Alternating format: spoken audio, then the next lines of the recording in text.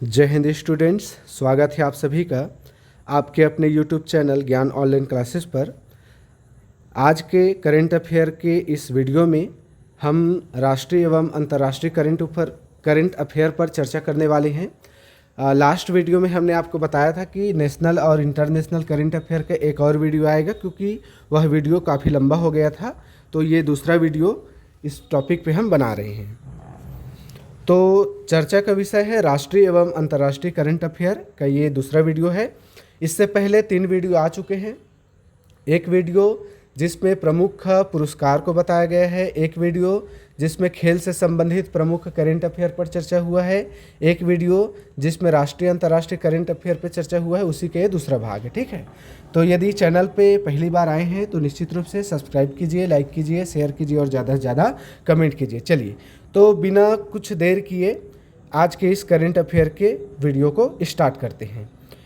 सबसे पहला यहाँ पे हमारा विषय है केंद्रीय बजट 2025-26।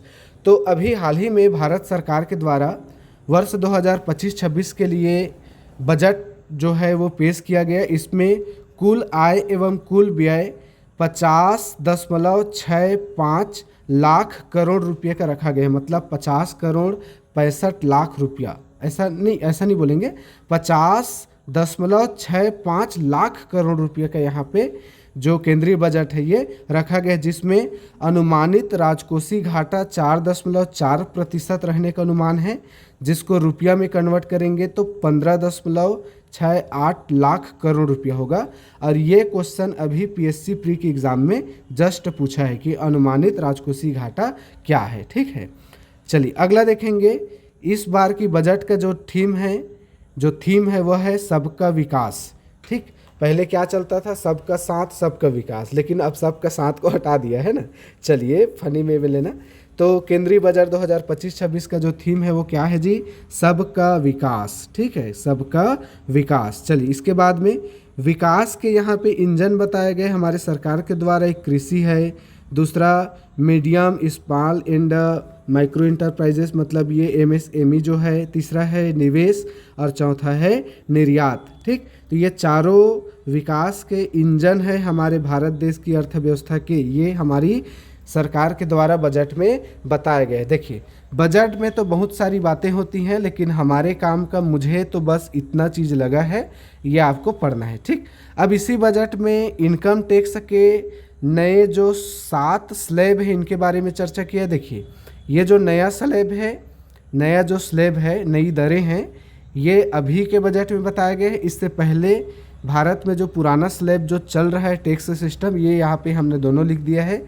तो देख लेंगे आप लोग, पुराना में 3 लाख रुपये तक 0%, नया में 4 लाख रुपये तक 0%, 4 से 8 में 5%, 8 से 12 10%, 12 से 16 15, 16 से 20 लाख रुपये तक 20%, 20 से 24 लाख यदि आपकी वार्षिक इनकम है तो 25% आपको टैक्स देना है, और 24 लाख से ज़्यादा है तो यहाँ पे 30% आपको टैक्स आपकी इनकम पर देना पड़ेगा। लेकिन यहाँ पे सरकार ने ये कहा है, यदि आप नया टैक्स स्लैब या नया टैक्स स्कीम को अपनाते हैं तो 12 लाख रुपया तक के इनकम पर आपको 0% का टैक्स लगेगा।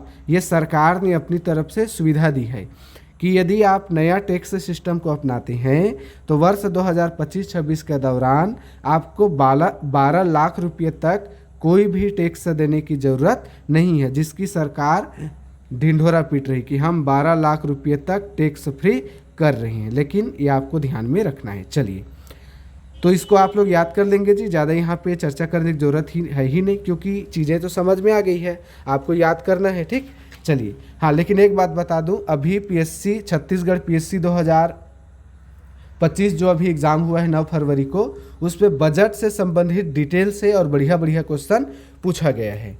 तो आपको पुराना बजट भी याद रखना है कि 24-25 में क्या क्या हुआ, नया बजट भी ध्यान में रखना है कि 25-26 में क्या क्या है। चलिए, अब इस 2025-26 के बजट में कुछ प्रमुख योजना है, उन योजनाओं को कितना धनराशि का आवंटन किया गया है, इसको भी यहाँ पे हम चर्चा कर लेते हैं, क्योंकि हमारे एग्ज़ाम में इन सभी टॉपिक से क्वेश्चन बनते हैं। जितने भी देखिए सरकार के तो बहुत सारी योजना हैं, लेकिन उन योजना के जो प्रमुख योजना है जिसमें ज़्यादा पैसा लगाया गया है और कुछ बहुचर्चित जो योजना है इसके बारे में आपको जानना है। जैसे प्रधानमंत्री गरीब कल्याण योजना कोरोना काल के समय में जारी किया गया था हमारी भारत सरकार के द्वारा। तो प्रधानमंत्री गरीब कल्याण योजना के लिए 2.03 लाख करोड़ रुपए का बजट में आवंटन किया गया है। मनरेगा की राशि आपको याद रखने पे 86,000 करोड़ रुपए का आवंटन, ठीक है। पिछले वित्त वर्ष में 80,000 करोड़ रुपए का आवंटन था, इस बार 6 बढ़ा है। हालांकि और बढ़ाने की आवश्यकता है सरकार को, लेकिन चलो जो भी है। तो याद रखेंगे मनरेगा के लिए 86,000 करोड़ रुपए का आवंटन। जल जीवन मिशन घर घर जल पहुंचाना है, 67,000 करोड़ रुपीस। किसान सम्मान निधि के लिए 63.5 हजार करोड़ रुपया। प्रधानमंत्री आवास योजना के लिए 54.8 हजार करोड़ रुपये का प्रावधान केंद्रीय बजट 25-26 में किया गया है। कम से कम इतनी योजना के आवंटन राशि आपको याद रखना है, ठीक है जी। चलिए आगे बढ़ते हैं। प्रधानमंत्री धन धान्य कृषि योजना की भी बात कही गई है, जिसमें 1.7 करोड़ किसानों को अभी तक लाभ मिलने का उम्मीद है। इसमें 100 जिलों को लाभान्वित किया जाएगा और कृषि उत्पादकता बढ़ेगी, ऐसा हमारी सरकार का कहना है। तो वर्ष 2025-26 के बजट में कुछ प्रमुख योजना भी शामिल है, जिसमें एक योजना मुझे ज़्यादा अच्छा लगा जो एग्ज़ाम में पूछा जा सकता है, और ये योजना है प्रधानमंत्री धन धान्य कृषि योजना। इसके बारे में आपको याद रखना है कि क्या क्या होगा। तो कृषि उत्पादकता बढ़ाई जाएगी, 100 जिलों को लाभान्वित किया जाएगा प्रारंभ में, और 1.7 करोड़ किसानों को लाभ मिलेगा, ऐसा हमारी सरकार का अनुमान है, ठीक है। चलिए आगे बढ़ते हैं। तो ये तो हो गया बजट से संबंधित बातें। अब आगे देखते हैं संयुक्त राष्ट्र द्वारा घोषित प्रमुख अंतर्राष्ट्रीय वर्ष।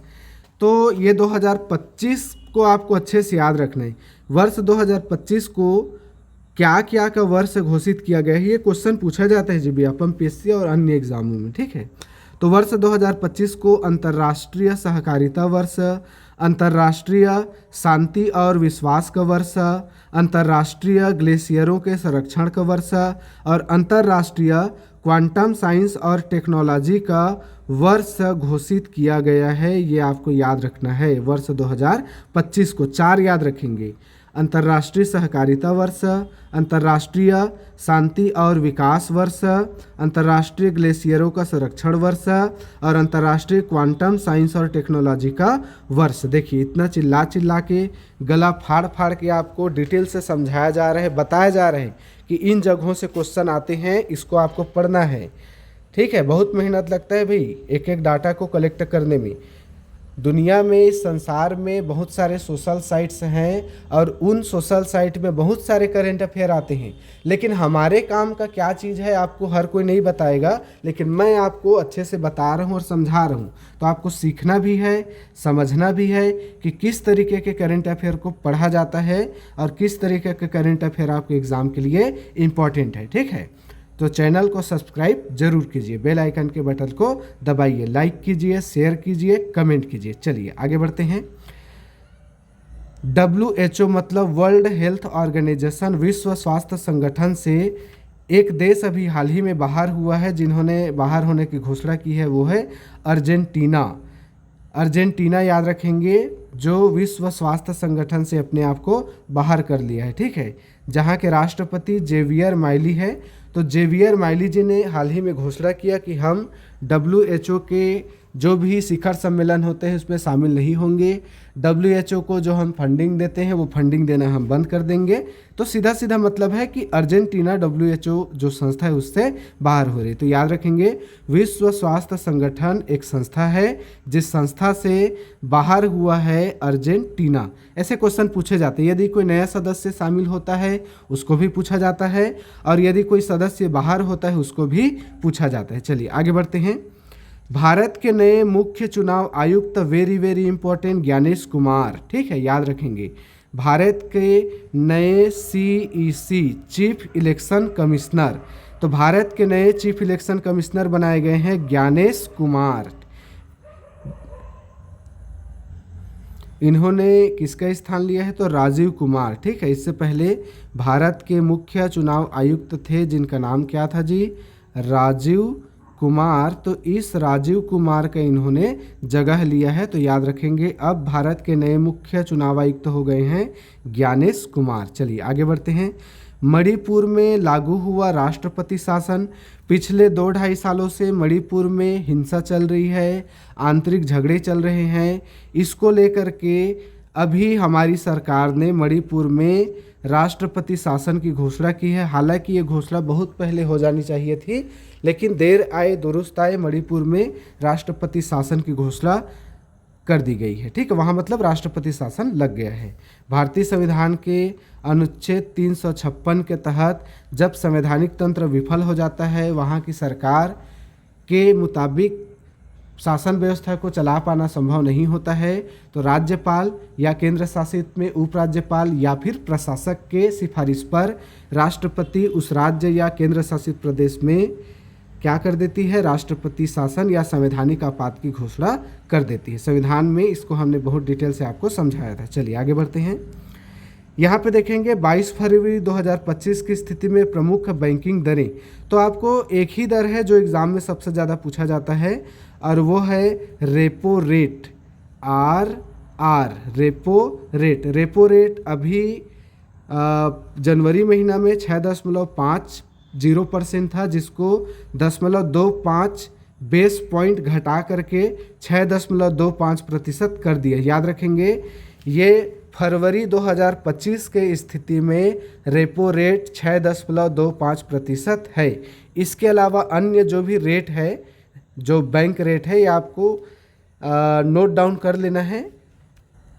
देखिए यहाँ पे मैं आपको एक चीज़ बता रहा हूँ, ये जितने भी प्रमुख बैंकिंग दरें हैं ना, जब भी आप कोई भी एग्ज़ाम देने जाते हैं, एग्ज़ाम के 1 हफ्ते पहले या 10 दिन पहले, आपको कम से कम 15 दिन पहले ये जितने भी प्रमुख बैंकिंग दरें हैं ना, इसको सर्च कर लेना आप लोग गूगल से या यूट्यूब से कहीं से, और उस डाटा को अपडेट करके आपको एग्ज़ाम देने जाना है। समझ आ रहा है? जैसे अभी मान लो फरवरी महीना चल रहा है 2025 का, अब मान लो मार्च में आपका एग्ज़ाम है, तो आपको ये 6.25% का डाटा याद करके जाना है। तो मैंने आपको एक चीज़ अच्छे समझाया, एग्ज़ाम के 15 दिन पहले जितनी भी ये बैंकिंग दरें यहाँ पे मैंने लिखा है 6 अलग अलग, इसको आपको देख करके जाना है, डाटा को अपडेट करके जाना है। जैसे मैंने भी आपको बता दिया 6.25%, इसको रटना नहीं है। आप जब एग्ज़ाम देने जाएंगे उसके 15 दिन पहले डाटा को अपडेट करके जाना है कि उस समय पे क्या चल रहा है। बातें समझ में आ गई? बाकी रेपो रेट क्या होता है, रिवर्स रेपो रेट, ये जितनी भी दरें क्या होती है, इकोनॉमिक के क्लास में हमने आपको पूरा डिटेल से समझाया है, उसको आप जा करके देख सकते हैं। चलिए आगे बढ़ते हैं। अगला करंट अफेयर, भारत का पहला आर्टिफिशियल इंटेलिजेंस विश्वविद्यालय महाराष्ट्र में खोला जाएगा, ऐसी महाराष्ट्र की सरकार ने घोषणा किया है। तो याद रखेंगे, आज का समय AI का समय है, आर्टिफिशियल इंटेलिजेंस, कृत्रिम बुद्धिमत्ता का समय है। तो भारत का पहला आर्टिफिशियल इंटेलिजेंस यूनिवर्सिटी खुलने वाला है महाराष्ट्र में, ये आपको याद रखना है, ठीक। आर्टिफिशियल इंटेलिजेंस क्या होता है? तो मशीनों के माध्यम से ऐसे काम कराना, मशीनें एवं सॉफ्टवेयर के माध्यम से, कि वो इंसानों की तरह स्वतः निर्णय ले सके, स्वतः कुछ कार्यों को करने में सक्षम हो। इस तकनीक को कृत्रिम बुद्धिमत्ता, आर्टिफिशियल इंटेलिजेंस कहा जाता है। चलिए उस पर डिटेल वीडियो हम टेक्नोलॉजी वाले टॉपिक में करेंगे। आगे बढ़ते हैं। भ्रष्टाचार सूचकांक 2024, वेरी वेरी इंपॉर्टेंट, जो कि 2024 वर्ष खत्म हुआ है, तो उसका पूरा डाटा हमारे पास है। 25 का डाटा 26 में आएगा, ठीक। तो मतलब ये 24 का है करके आपको छोड़ना नहीं है, एकदम लेटेस्ट डाटा है जो अभी 2025 में जारी हुआ है। तो भ्रष्टाचार सूचकांक, करप्शन इंडेक्स 2024 में सबसे पहले नंबर पे है डेनमार्क। पहले नंबर का मतलब है सबसे कम भ्रष्ट देश, मतलब दुनिया में सबसे कम भ्रष्ट देश है डेनमार्क। और 180 मतलब अंतिम पायदान पर है सूडान। तो सूडान को इस लिस्ट में सर्वाधिक भ्रष्ट देश कहा गया है, और डेनमार्क को सबसे कम भ्रष्ट देश कहा गया है। ये आपको याद रखना है। चलिए अब देखते हैं हमारे प्यारे भारत की स्थिति क्या है ना। भारत में भ्रष्टाचार की स्थिति तो आप जान ही रहे हैं, है ना। वास्तविकता की धरातल पे हम सबको पता है कि बिना पैसे के कोई काम नहीं होता है। हालांकि पब्लिक में नेता मंत्री बड़े बड़े अफसर बोलते सब है, हम भी बोलते हैं, लेकिन वास्तविकता हम सबको पता है क्या है।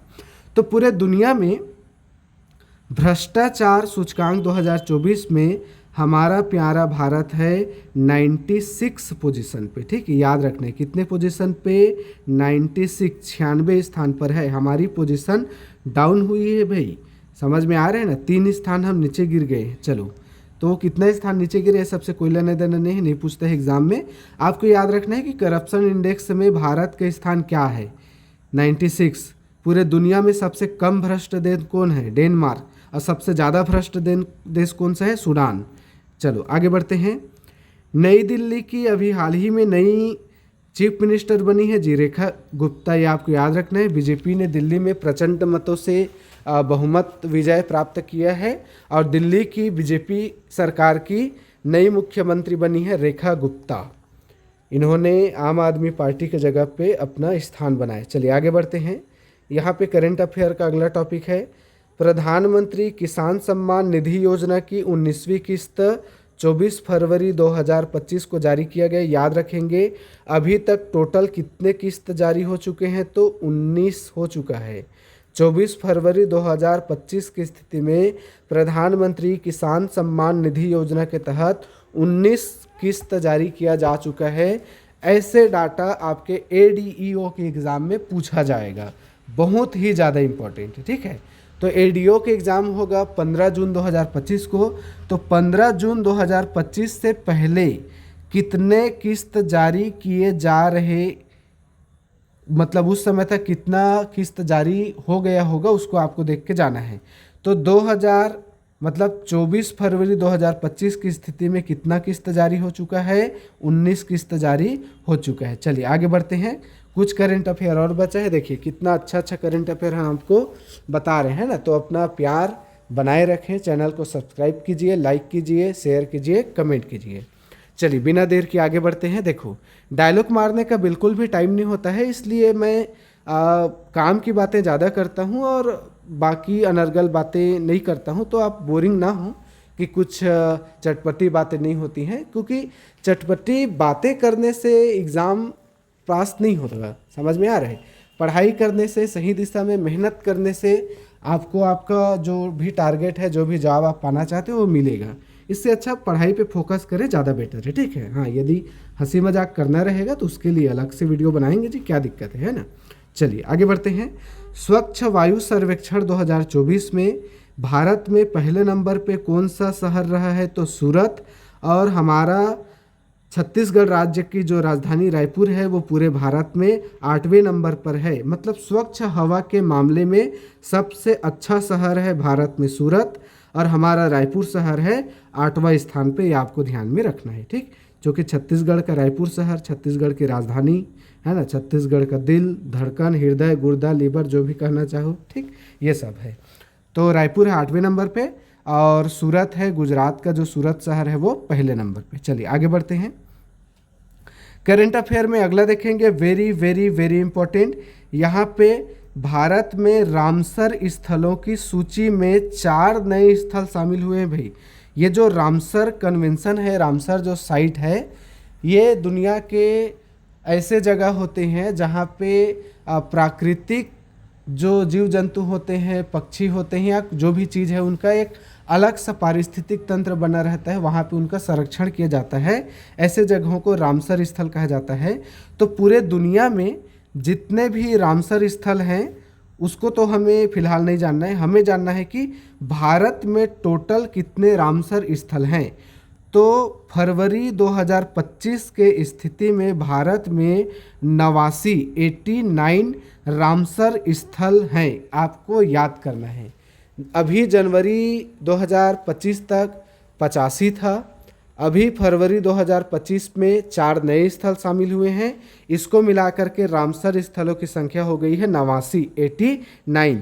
तो कौन कौन से 4 नए जो रामसर स्थल है शामिल हुए भारत का, तो याद रखेंगे तमिलनाडु से 2 जगह है, सक्कर कोट्टई पक्षी अभयारण्य, थेरथंगल पक्षी अभयारण्य, सिक्किम का खेचोपल्लरी वेटलैंड और झारखंड का उधवा झील। तो देखो नाम आप नहीं याद करेंगे चलेगा, लेकिन संख्या याद करना है कि टोटल कितने रामसर स्थल हैं भारत के, तो 89। चलिए आगे बढ़ते हैं, 2 करंट अफेयर और बच गया। छत्तीसगढ़ का 5वां टाइगर रिजर्व बनेगा भोरमदेव अभयारण्य। ये भारत सरकार के द्वारा घोषणा कर दिया गया है, चूँकि टाइगर रिजर्व भारत सरकार के द्वारा घोषणा किया जाता है। तो छत्तीसगढ़ का 5वां टाइगर रिजर्व बनेगा भोरमदेव अभयारण्य, भोरमदेव कवर्धा, ये आपको याद रखना है, ठीक है। अगला ICC cricketer of the year 2024। देखिए ये स्पोर्ट्स का करंट अफेयर है, लेकिन यहाँ पे लिख दिया गया है तो आपको पढ़ना है। ICC cricketer of the year 2024 याद रखेंगे, पुरुष में जसप्रीत बुमराह और महिला में है Smriti Mandhana. ICC cricketer of the year 2024 Bharat के तेज गेंदबाज बुम बुमराह, जसप्रीत बुमराह, और भारत की महिला खिलाड़ी स्मृति मंधाना, ये आपको याद में रखना है। चलिए तो इस तरीके से आज का ये जो करंट अफेयर है ये कंप्लीट हुआ। मैं आपको बता दूं, ये जो हमने 4 वीडियो करंट अफेयर का किया है, ये वर्ष 2024 के प्रमुख करंट अफेयर और वर्ष 2025 के जनवरी और फरवरी महीने के जितने भी लेटेस्ट करंट अफेयर है वो हमने पूरा कवर कर दिया है, ठीक है। अब मार्च महीने से आपको हर हफ्ते एक एक करंट अफेयर का वीडियो मिलेगा, जिसमें राष्ट्रीय, अंतर्राष्ट्रीय, खेल और पुरस्कार सबसे संबंधित एक हफ्ते में जितना करंट अफेयर रहेगा उसका एक वीडियो हम आपको बना करके देंगे। चलिए, तो वीडियो बनाने में बहुत मेहनत लगता है जी, कंटेंट सेलेक्ट करने में। आप कंटेंट देख के, जो एक सीरियस पढ़ने वाले स्टूडेंट है वो कंटेंट देख के जान जाएगा कि किस लेवल का कंटेंट आपको निकाल के दिया जा रहा है और किस लेवल का तैयारी आपको कराया जा रहा है। समझ में आ रहा है? चलिए, तो नोट बनाते चलेंगे और पढ़ाई आप लोग करते रहेंगे। चलिए मिलते हैं नेक्स्ट वीडियो में, तब तक के लिए आप चैनल को सब्सक्राइब करके रखें, बेल आइकन के बटन को दबाएं, लाइक करें, शेयर कीजिए, कमेंट कीजिए, है ना। चलिए, तो इसी आशा और विश्वास के साथ कि आप अच्छे से ईमानदारी से पढ़ाई करेंगे, तैयारी करेंगे, अपने लक्ष्य की प्राप्ति करेंगे। मिलते हैं नेक्स्ट वीडियो में, तब तक के लिए जय हिंद, जय भारत। पढ़ते रहिए, मस्त रहिए, बढ़ते रहिए। All the best.